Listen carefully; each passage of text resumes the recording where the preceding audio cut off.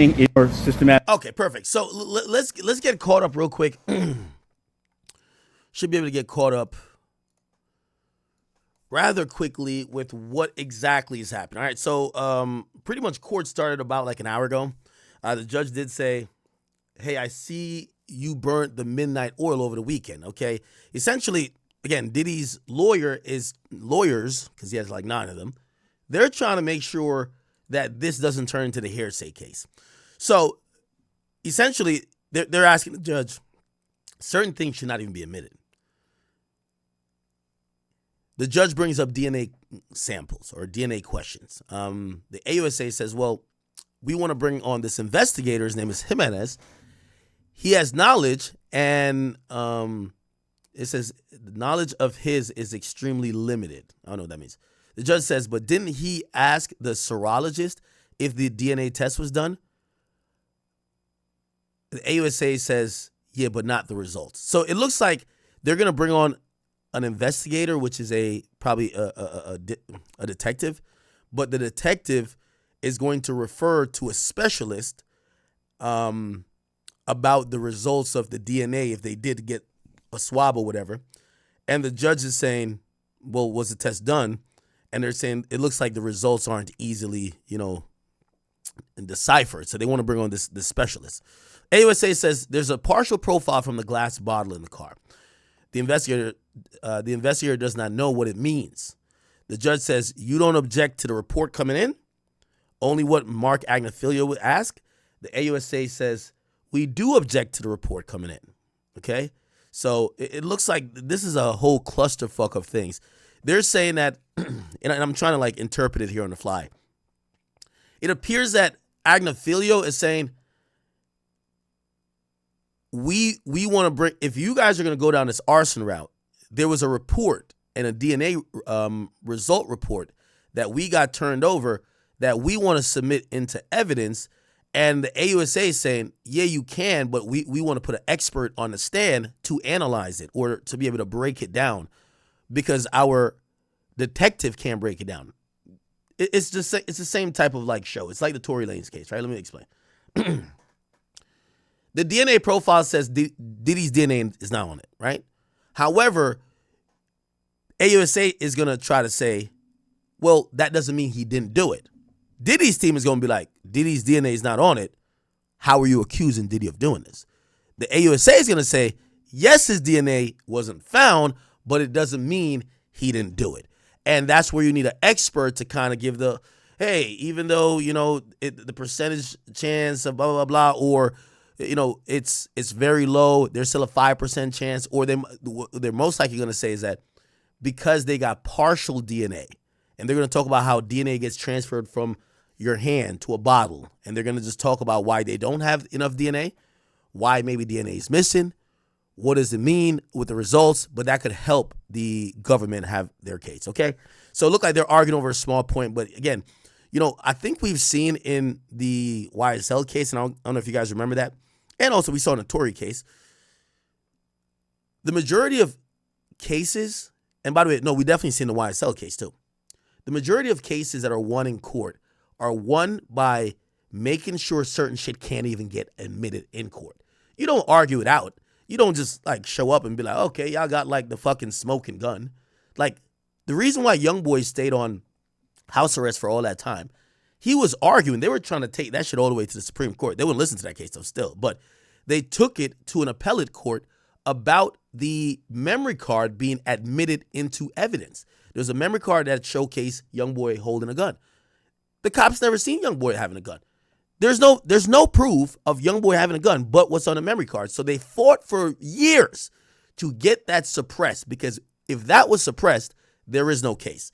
So I only say that to say a lot of times it's very, very important for you to fight these cases in motions to admit or motions to suppress evidence rather than just deal with what is there. Okay? All right. Give me 1 second. All right. So we object to the report coming in. Agnafilio says he got the results back. If the DNA came back with Sean Combs' DNA, this investigation would have gone in a different direction. But it was consistent with a female contributor. So that's what the DNA test says. That whatever DNA they found, It was female.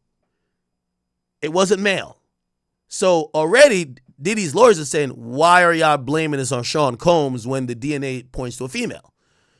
But then that's why they want to put a specialist on the stand to be like, hey, could somebody else's DNA have not been whatever? What about these partial DNA results? What do those mean? That's what they're trying to do. The judge says, I'm going to overrule the objection, but I'll hear you at sidebar after the direct. So they're going to allow Diddy's lawyers to bring in this report.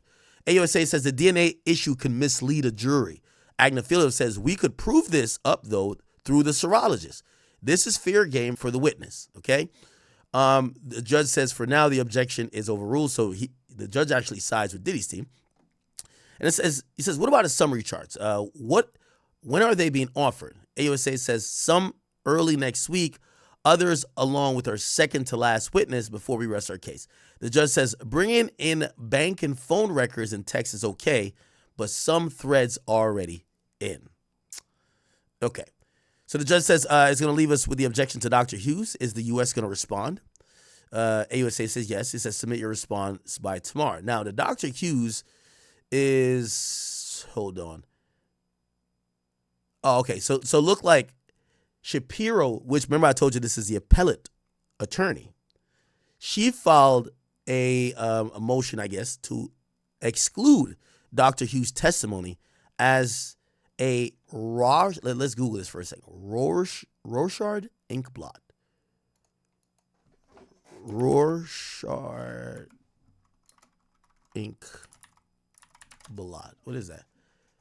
Okay, it's a projective psychology test that could. Okay, I'm not too sure what that objection does, but we'll keep it in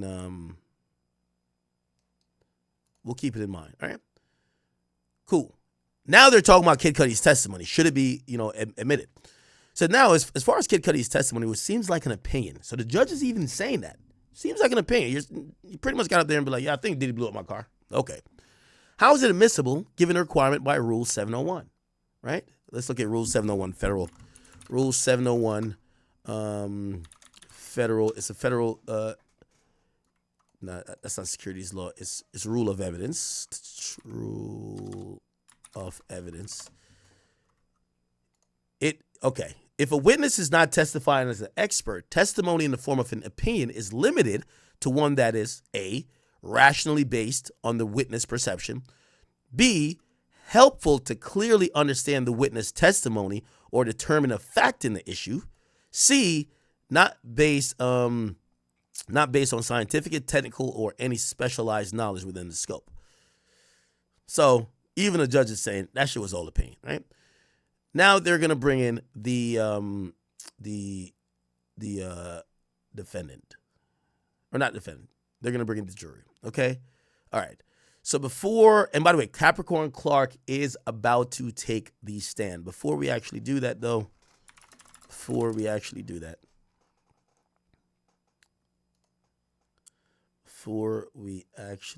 give me 1 second. Okay. Where is the...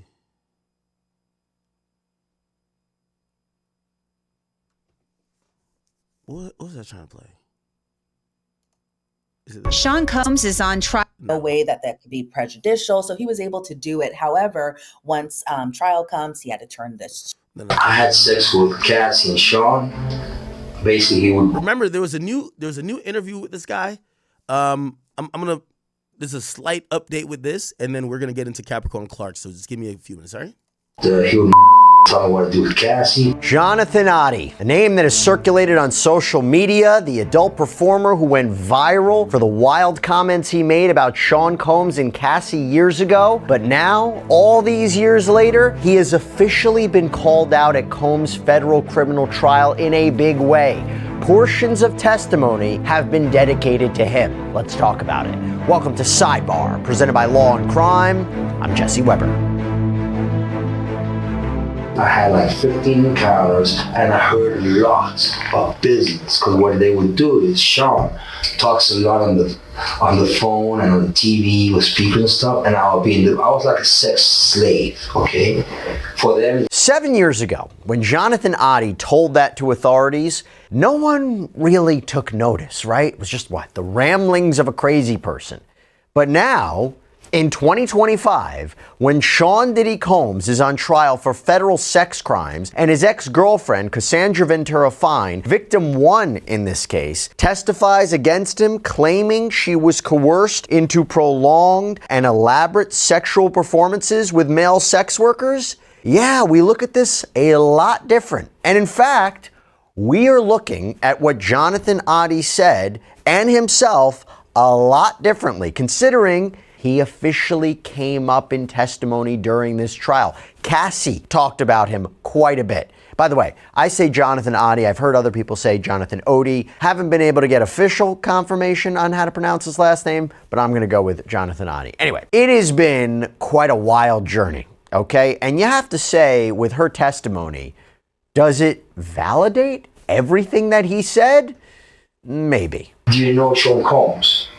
Puff Daddy? Yeah. P. Diddy, whatever you call himself. Yeah, go ahead. Yeah, he's part of what's called the Boule. The Boule is a branch of the Illuminati. Okay. It's the black people. Okay. Okay, maybe not everything, I don't know. But he did say at the time that he was paid to have sex with Cassie in front of Combs. And what is being said now in court?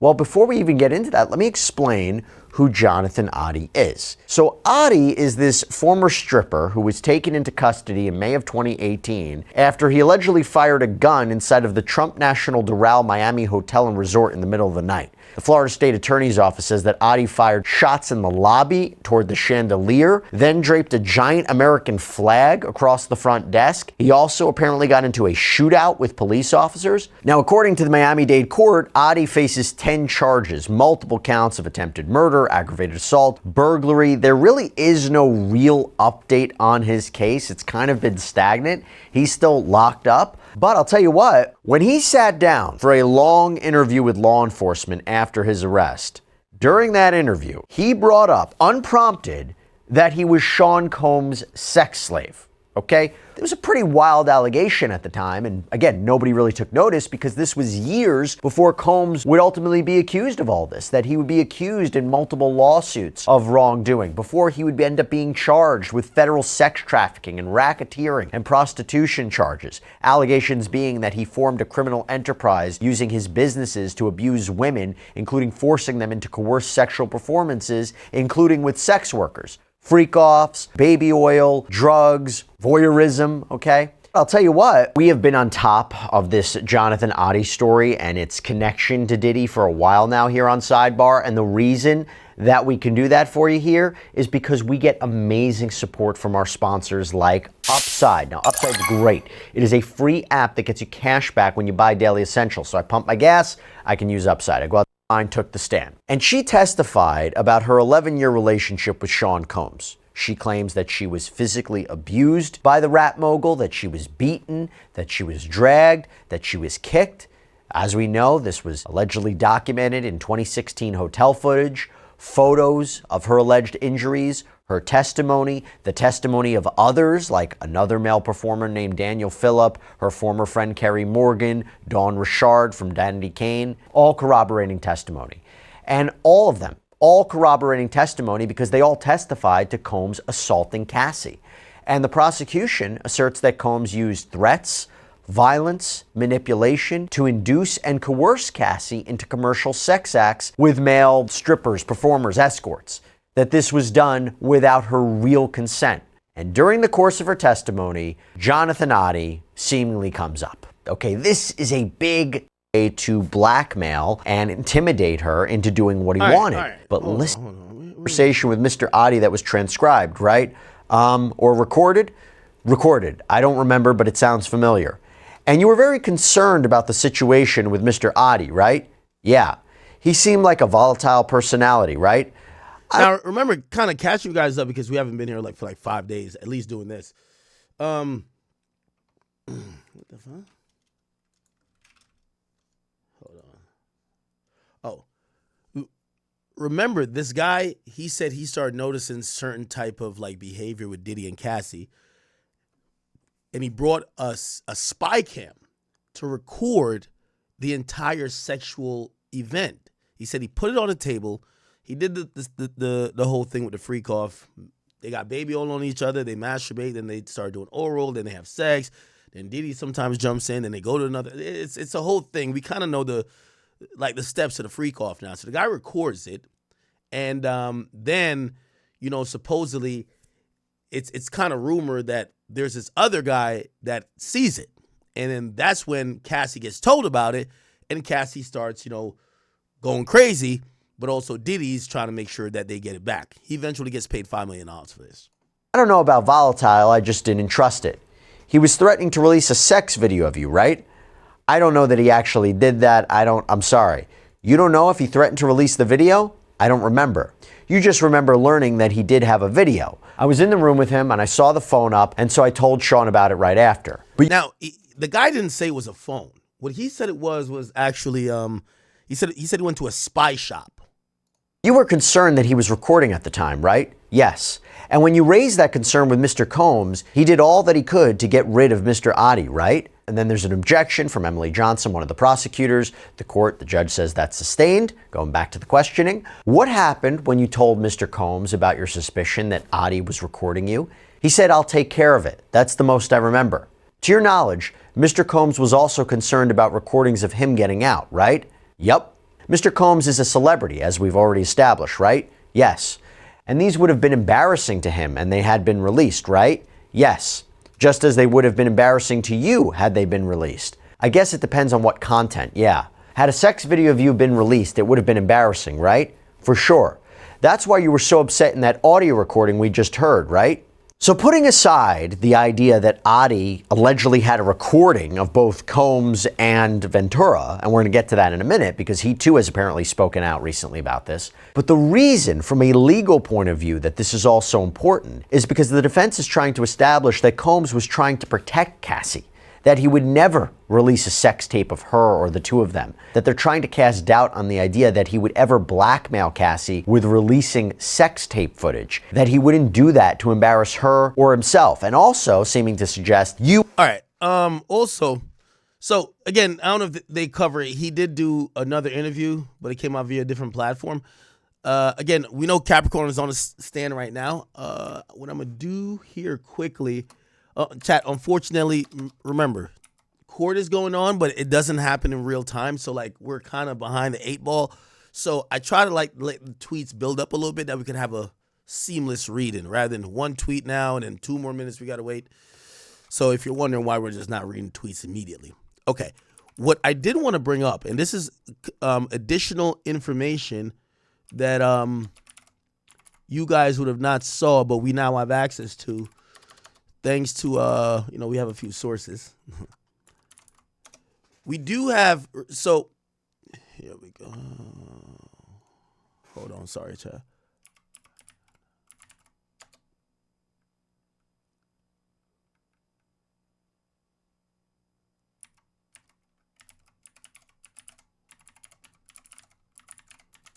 Okay, that should be it. Okay.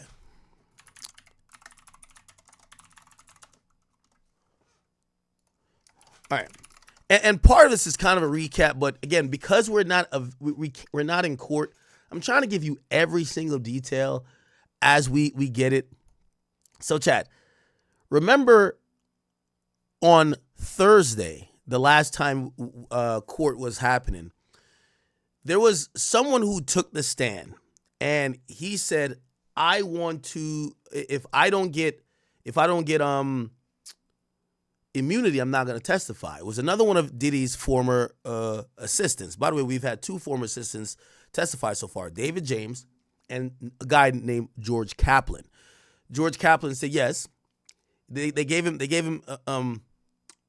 George Kaplan immunity, and what happened with George Kaplan getting immunity was that he testified to things that you could understand why. He said he bought drugs for Diddy. He said that he drove the vehicle when Diddy had supposed guns and was trying to pull up on Suge Knight, and then they spun back and whatever, all that type of stuff. So he was admitting to a whole bunch of stuff, but he also admitted that he used to set up the freak off rooms. That he, when it came to Cassie, he would have the baby oils, he would have the Astroglide, he would have A, B, C, and D. And they even asked him, which this was very interesting. Remember, I told y'all, I really think something happened early on with Diddy and Cassie. He must have lost respect for her. I don't know what it is, and I'm not blaming her. Right? Of course, she's not to be blamed for some of the abuse she's put her through. But I'm trying to not rationalize, because some of this you can't rationalize. I'm trying to understand his behavior, because he wasn't doing this with every woman. George Kaplan testified when he set up rooms for Diddy and Kim Porter, there were no Astroglide. There was no baby oil. He said there was lotions, but there wasn't that other stuff that was, now synonymous with the freak off. When he set it up for Cassie, it was always that. Well, that tells me, it must have something happened early in the relationship where, I think he's just, because, this idea that the mother of his child, people are wondering, is he doing freak offs with everybody? Well, clearly not with his mother of his child. Maybe he did some freaky shit because he's a freak and he's gay. But was he doing it to the extent like he was doing Cassie? Clearly not. It's almost like he kind of looked at Cassie like she was devalued in a way, because some of the stuff that he would even want some of the prostitutes to do to her, like she would get strapped down to the ground and he would have prostitutes pee in her mouth. That don't sound like someone you try to make your wife. You know what I mean? Even if that's your kink. Pee, nut, all type of stuff. Anyway, so George Kaplan, he's the guy who testified to just different, type of setups for the freak offs versus Diddy's gonna be with the mother of his child.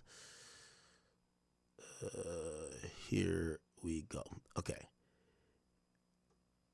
Now, we do have some details here. Hold on, how do I get this? Fuck. Okay. So here are some exhibits that kind of came into court. And this is from Kaplan. So this is Kaplan here while he worked for Diddy.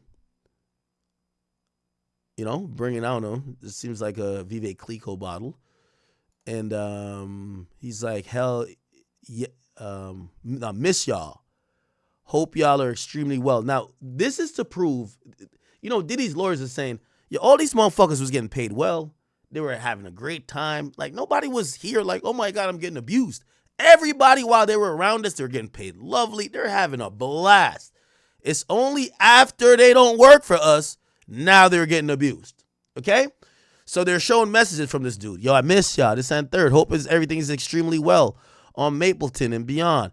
Hopes our paths cross very soon. Remember, he testified that he was terrified of the situation Diddy had going on, so he left after he drove Diddy with guns to see Suge Knight. Hey, brother, how are you? So that's Diddy saying to him, I'm well, sir. How are you? How's your birthday? How's your yo? They tried to give you a call a few times, but it's going straight to voicemail. Had to settle for the text, and look like this is a group text.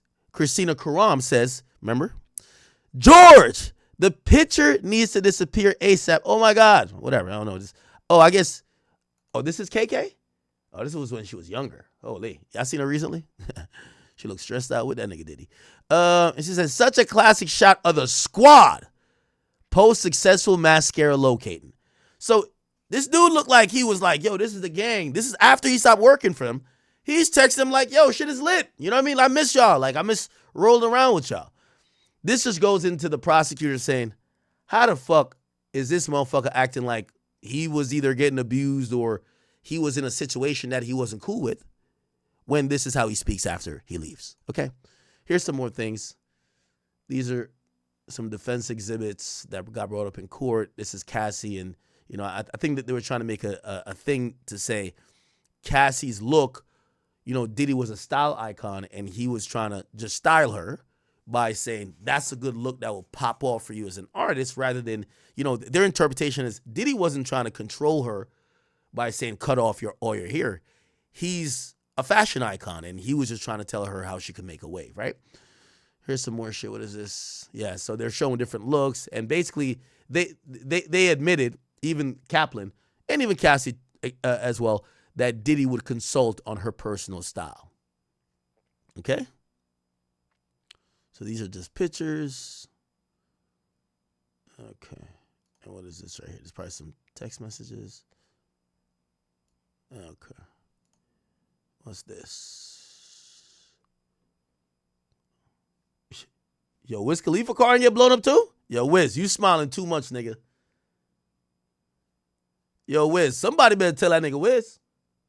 All that black and yellow bullshit you talking about, nigga. You about to have a black and blue eye because of Diddy. You better stop fucking with this bitch. Holy. All right. Oh, by the way, Cassie did a video with Wiz. Okay. All that black and yellow bullshit, man. You get a black and blue eyes. All right. Now, this is 3 participants. This is the first text, first page of the text. It says George Kaplan, Puff, and KK is the other person. Kaplan says, P, no possible words right now, so I'm not going to reach. I'm so sorry. Sending all my condolences. Basically, I guess this is about, 2016. So this is right after the death, I believe, of Kim Porter. So my thoughts are with you and the kids. So this is like 2 years after he's done working with them, right? My thoughts are with you and the kids. Wishing you immense strength. Please hang in there. I love you. Okay? This is Kim Porter pictured here. So I guess they're showing that this George Kaplan nigga is like, he claimed he had such a hard time while he was working for Diddy. But 2 years later, he's like, Diddy, man, yo, I'm sending my love. I know you're going through a tough time. Right after he quits, he's like, yo, I miss the gang. I miss hanging out with y'all. This was epic. So kind of showing that this nigga, like, maybe what he's testifying now to is not just whatever, right? Okay. Is that Rihanna? Oh, shit. All right. All right. All good, chat. So perfect. Let's go to Capricorn's, Clark's. And by the way, those are exhibits that came in Friday. So what's happening is that we're getting the exhibits. We're getting the exhibits later on.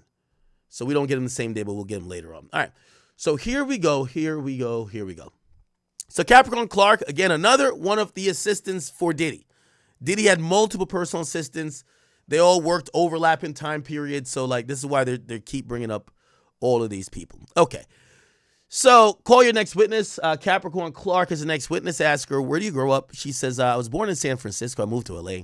Worked for Def Jam and then Death Row Records, a late 90s gangsta rap label. They asked her, they said, well, what's your relationship to Suge Knight? They said, well, he's actually the father of my friend's child. Then they said, well, but then you work for Sean Combs. She says, yes. He's over there in a blue sweater. So she points him out in court. I worked from him from 2004 to 2012. They immediately get to the bullshit. Were you kidnapped? She says, yes. AUSA says, when did you first meet Mr. Combs? Capricorn Clark says, when I first moved to New York City in 2002. We were super platonic friends. A headhunter said I should work for him as a personal assistant. I did until 2006. AUSA says, what were your duties? I said, well, I just had to shadow him and from the wake up. So, you know, as soon as he get up, whatever he was doing, she would probably just fetch coffee, do this, do that. Cool. AUSA says, then what? Capricorn Clark says, I was the head of the women's department for Sean John. It's not Sean Jean, it's Sean John. It's actually spelled John. And we're talking about a clothing brand. AUSA says, for how long? It says, a year. Then global brand director for Sean Combs. Name and likeness, due diligence to grow the brand. Then I was terminated until 2016 for Cassie Ventura. Oh, wow. Oh, no. And then until 2016. Oh, she looked like she used to work for Cassie Ventura. Okay.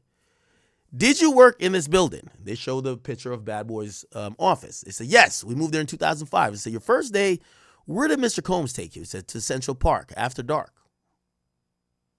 Along with Uncle Paulie. He looked like a linebacker. AUSA says, does his photo look like him? Capricorn Clark says, no. He doesn't have on the blackout shades he wore all the time. AUSA says, what did Mr. Combs tell you in the park? Cece says, Cece's, by the way, Capricorn Clark, not Cassie Combs, as Diddy used to refer to her too, that since I work for Suge Knight, if anything if anything happened, he might have to kill me. Diddy's lawyer says, objection. Judge says overrule, proceed. AUSA says, how did you take it? Capricorn Clark says, seriously, it had gravitas. AUSA says, how did you react?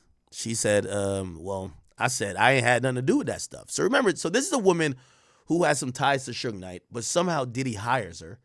And looked like Diddy was, probably worried about the back door being open. Obviously, we even heard from testimony from Kid Cudi last week. Cassie backdoored Kid Cudi for Diddy. So you always got to watch out for a woman who has some ties with your ops, because trust me, the back door could be open. So looked like Diddy threatened her, hey, listen, if anything ever happened, I might have to kill you. Okay? Now, again, to me, a lot of this stuff is like revealing. We always thought Diddy was a punk. So I don't know, like, if Diddy's like, what's his demeanor saying this? Is he joking? Is he whatever? But clearly she said she took it seriously, right? All right. They object again. The judge sustains it. Sorry. So Ms. Steiner, so by the way, this is AUSA Steiner that's operating. AUSA says, what was Paulie's role? So that's Uncle Paulie, the guy who said he looked like a linebacker. Capricorn Clark says, all aspects of Mr. Combs' movement to keep him safe. Then there was D-Rock, Roger Bonds, and Ruben. So these are security personnel, okay? By the way, we're going to hear these names a lot. The mere fact we keep hearing these specific names and they keep saying, is this D-Rock or is this Uncle Paulie? It tells me that the AUSA plans to call these people. So these people's testimony become more important when you get everybody before to say, oh, I know that guy. He was around. Yeah, he's the security guard. So I think that D-Rock and Uncle Paulie are going to testify. I don't know if Roger Bonds is going to testify, but he might, okay? It's the first time we've seen Ruben, but he was supposedly part of the security detail. Cool. AUSA says, who's D-Rock? You see, they keep asking the same questions. A good friend of Biggie Smalls. He was a running back type body. AUSA says, did you ever observe Mr. Combs with a gun? CC says, yes, in my home. And what do you talk about? Capricorn Clark says, Mr. Combs told Chris Light he had a gun, and he had a problem with 50 Cent. Oh, shit. Yeah, Diddy been trying to smoke that nigga 50. Yo, Diddy's like that? Now, granted, I don't know if, this makes it seem like Diddy's walking around the crib waving around a gun like, man, I'm going to kill that nigga fifth, man. That nigga keep fucking playing. I'm going to kill that nigga. That's how it sounds, but you never know. He might just have a gun on his person while talking about 50. Maybe not threatening 50 with the gun, but that's how it was interpreted, okay? That's how CC or Capricorn Clark is saying it. Okay, cool. AUSA says, were you ever accused of stealing? CC says, yes, jewelry. Now, remember this. We got to pause it here. There was a whole incident that happened where Diddy has lost some jewelry. I don't know if it was after a freak off or something, but you got to imagine, by the way, even when they went up in Diddy's crib, and that was the hard thing about parsing through evidence. That's why I think he's not charged with the gun charge. There's so many people that went in and out of Diddy's house. It's like, how are you going to say a gun or anything you find there is actually Diddy unless it's a video that showcases Diddy? So, what happened is that so many people come in and out. Remember, Diddy had multiple assistants, staff, cleaning crew, girlfriends, everything else, security. Someone stole his jewelry. He had Cassie doing some of the bidding. Looked like he definitely trusted Cassie in that sense, knowing she wouldn't steal from him. But Cassie hit up other people and said, hey, listen, Puff is a little mad, but if anybody took the jewelry, if y'all just return it, just drop it off, no questions asked, and everything will be cool. Everybody keep their job, blah, blah, blah, blah. Looked like that was not handled like that. Then she also said, remember I read some of these messages in the exhibits we had. Cassie said, Diddy wants to talk to everybody. So I guess he started doing individual interviews. He still didn't find it. Then the third step, right? So the first step was just drop it off, no problems. Didn't happen. Yo, I want to talk to all y'all individually. Then the third thing was he brought in a lie detector test. And he started doing a lie detector test with everyone. So it looked like he was accusing even his assistants, right? Even his assistants. Now, I think he might have did one on Cassie too. But everybody had to go through this lie detector test, including the security. So that's why when they said, were you accused of stealing? Say, yes, jewelry. It had been given to me. It was on a loan. So Diddy, which is kind of, it's, commonplace that these guys, they'll take out jewelry from a jeweler, and sometimes they won't pay in cash or they won't pay at the same time. They'd be like, oh, I'll pay you over time, and then sometimes they go back and swap it out.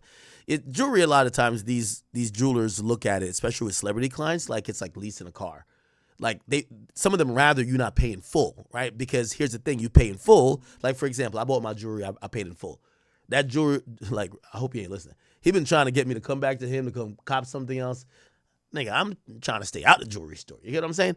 But if you are on a payment plan, you know what he gonna do? Yo, listen, I'll just add 20 more thousand to the thing. Come get this newer piece. Like, your shit is outdated now. We got this newer shit. So what pretty much happens, you just keep paying the guy. You keep paying him. That's a great business model. You get what I'm saying? You know, they always say the best businesses are the ones that people got to come back all the time, not the one-stop shop. You come one time, you'll never got to come again. Pause. So pretty much what happened is that the jewelry was loaned, or, you know, it's probably something he was doing payments. And the reason why I explained the whole way you could get jewelry, Diddy's a billionaire. He got the money. But, you know, whatever. Anyway, so it looked like the jewelry wasn't fully paid for, and AUSA says it went missing. CC says yes. AUSA says, what did you do? Capricorn Clark says, well, from Teterboro, I called 1440 and told him to lock it down. This is like a code? Now, looked like Diddy must have figured this out so Teterboro is pretty much only known for this private executive airplane, airport facility where if Jeff Bezos, Elon Musk, I don't think the president lands there anymore. No, actually, Trump will land there, but not as the president of the United States. I think he goes to somewhere else when he's coming to New York. Basically, anybody who flies in private jet lands at that one airport. It's in Jersey. It's very close to New York, though. It's like 5 minutes. And, so it looked like they must have figured it out at the fucking airport. She said she called a 1440, told him to lock it down. So maybe she's calling the places they just came from, maybe the Hamptons, maybe the Star Island Mansion, maybe LA. It's like, yo, yeah, everybody lock it down. And so what did Uncle Paulie do? He questioned me for 3 hours. Okay, so it looked like Uncle Paulie was a little bit trusted because he was doing the questioning. So did you go home? Capricorn says, yes, to Queens with Uncle Paulie. He searched my house. Damn, Diddy's on business. He searched her house? Where did Uncle Paulie take you? Said 1710 Broadway. That's where, like, one of the bad boy offices were at. It was dilapidated. It was being fixed up, but I didn't know that. Uncle Paulie took me to the 6th floor. The door was locked behind us. There was a 6-foot folding table and a heavy-set man. Oh, this was the interrogation. Yo, Diddy was on some movie shit. Like, yo, be like, yo, where are we going? Just be quiet. They go up the elevator. You walk in. The door just shuts. You're like, what the fuck? Yeah, that's what's going on. All right, bet. Could you describe him? He was like 5 of me. It was like 2 linebackers. He was chain smoking. Did Paulie stay? No, he intermittently came back. It's like they brought her to like an interrogator or somebody to scare her. What did the heavy-set man say? Oh, that's a lie detector test. Never mind. I was there to take a lie detector test. What did he say would happen if you failed the lie detector test? That they would throw me in the East River. Diddy has some of the best threats, man. I'm gonna throw your ass off the balcony. I'm gonna throw you in the East River. Somebody gonna come up missing. Nah, Diddy's on timing with his threats. I gotta get better at my threats. You gonna be missing a pinky toe. Like, your Diddy's on timing. All right. The judge says, Ms. Steiner, you may proceed. Looked like they paused for a second. There was a sidebar. Then they came back. All right. So Ms. Steiner, you may proceed. AUSA says, yo, what was his demeanor? Capricorn Clark says, very serious. I was terrified. Said, did you want to be taking a test? Says, no, I was afraid. Said, how was the test? So there was wires on me and they questioned you. Did I steal? Says, did he tell you the results? Says, he said to calm down, that he couldn't get a good reading and he might have to throw me in the East River. Holy shit. I don't know why I'm laughing at this. Anyone else in the building? Said, not to my knowledge. Could you leave? No. Paul Lee said no. AUSA says, what did Paul say at the end? Capricorn Clark says that he'll come back the next day to figure it out. Figure it out. We started again. Another lie detector test in the same location all day. Were you free to leave? Nope. Now, chat, that might be going towards prove the kidnapping statute. This is telltale sign of kidnapping. There's some type of force or prevention from you leaving. Also, this would fit under the RICO. By the way, Diddy's one of the predicate offenses is RICO kidnapping. This would actually be that. I couldn't leave. He had his employees prevent me from leaving, and he gave the instructions through his organization that kept me there against my will. Okay. So she couldn't leave. How long did this go on for? 5 days. Wow. So this is kidnapping. AUSA says, did you tell anyone you were there? Capricorn Clark says, no. I was just trying to survive it. I worked under NDA. Agnifilo says, actually, I'm saying his name wrong. It's Agnifilo. Agnifilo says, objection. The justice sustained. The jury should disregard that last answer. Okay? So I guess they objected because she was asked one question and just started saying a whole bunch of other shit. AUSA says, what would you have been doing? CC says, shadowing Mr. Combs. They said, what happened after the 5 days? They told me I could return to work, that Mr. Combs would see me next week. Did Mr. Combs ever discuss it with you? No. So it looks like Diddy never really confronted her directly, but it happened to her, right? But he had security do the bidding, which, again, goes into RICO. Diddy didn't get his hands dirty. Security and other people did. Okay. Why did you continue working with Mr. Combs? If I left, they'd think I stole. So what were your days like? From his townhouse at 74th Street, she said, and Park, in the morning to Daddy's house studio at night. How much sleep did you get? On a good hour? 4 hours. On a bad day too. I got a stress condition. I was paid $55,000. What? Diddy was only paying him $55,000? Did you get paid overtime? No. I spoke to the head of HR. She said I was owed $80,000. How did Mr. Combs respond to that? He ripped up the paper.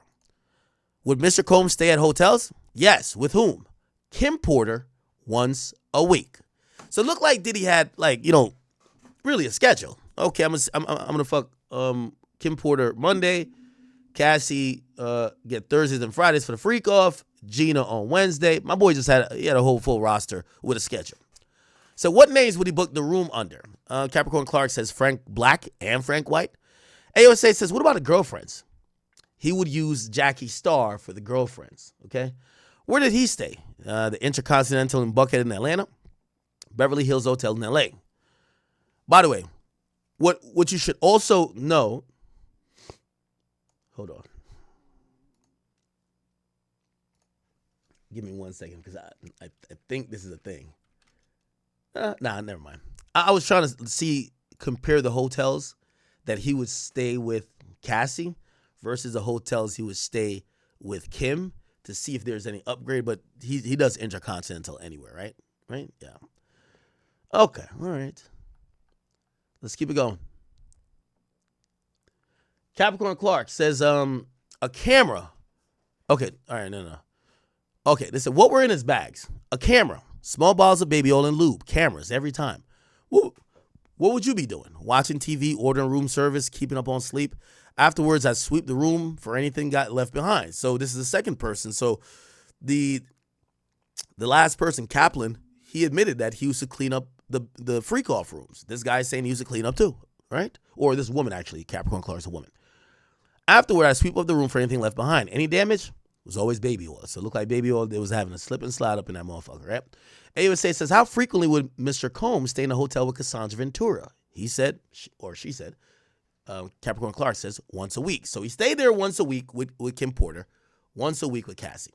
I'm telling you, it's very clear and blatant to me. Diddy would give his women days. Like, okay, this day is for her, this day is for her, okay?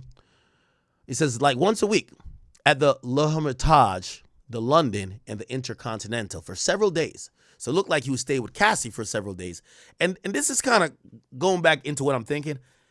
He would just go probably have regular clean sex with Kim Porter. That's the mother of his child. He's not trying to denigrate her. He wasn't trying to have people pee on her, nut on her pussy to wipe and smear on his nipples. But when it came to Cassie was like his fun. So the Diddy and Cassie situation has been getting freakier and freakier by the day.